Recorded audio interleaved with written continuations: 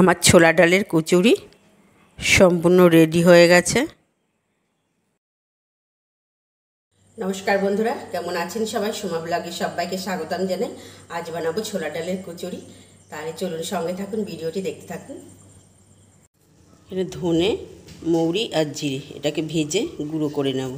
ছোলার ডাল ভিজিয়ে রেখেছিলাম, জল ঝরিয়ে ধুয়ে ভালো করে জল ঝরিয়ে নিয়েছি। এবার এটাকে পেস্ট বানিয়ে নেব। এবার কড়াইতে অল্প করে সাদা তেল দিয়ে দেবো। তেলটা গরম হয়ে গেছে। ডালটা পেস্ট বানিয়ে নিয়েছি, সেই ডালটা দিয়ে দিলাম। এবার দিয়ে দেব সামান্য লবণ, তারপর দিয়ে দেব হলুদ, আর দেব যে মশলাটা বানিয়েছিলাম সেই মশলাটা দিয়ে দিলাম। এবার বেশ ভালো করে নেড়ে চেড়ে নেব, ভালো করে শুকনো করে নেব এটাকে। এটা হয়ে গেছে, বেশ শুকনো শুকনো হয়ে গেছে। ঠান্ডা হয়ে গেলে আর একটু শুকনো হয়ে যাবে, নামিয়ে নেব। এবার একটু চিনি দিয়ে দেব লবণ, তারপর দেব চিনি, এরপর দিয়ে দেব সাদা তেল। ভালো করে ময়ামন দিয়ে নেব এটাকে। হাতে জোয়ান নিয়ে নিয়েছি, এটা ভালো করে ক্রাশ করে এর মধ্যে দিয়ে দেব। ময়দা মাখা হয়ে গেছে আমার। এবার এটাকে আধ ঘন্টা রেস্ট রেখে দেব।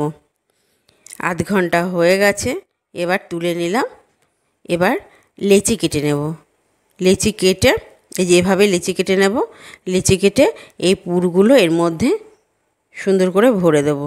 একটু চেপে চেপে পুরগুলো ভরতে হবে, তা না হলে বেলার সময় যাতে বেরিয়ে না যায়, সেভাবে এটাকে ভালো করে দিতে হবে। ভেতরে পুরগুলো একটু চেপে দিতে হবে।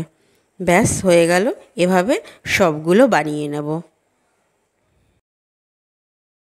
এভাবে গোল করে নিয়েছি, এক করে বেলে নেব।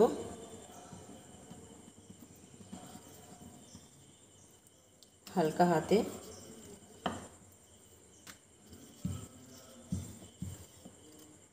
তেল গরম হয়ে গেছে, এবার ছেড়ে দেব।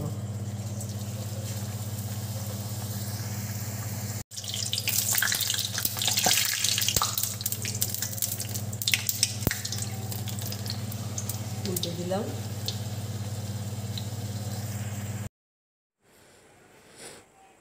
কচুরিগুলো এবার এক এক করে এরকম করে প্রত্যেকটা কচুরি একটা একটা করে ভেজে নেব। কি দারুণ ফুলেছে, তাই না? এতগুলো ভেজে তুলে নিয়েছি। ছোলার ডালের কচুরি আর পাশে আলুর তরকারি। তাহলে বন্ধুরা, আমার ছোলা ডালের কচুরিটা রেডি হয়ে গেছে।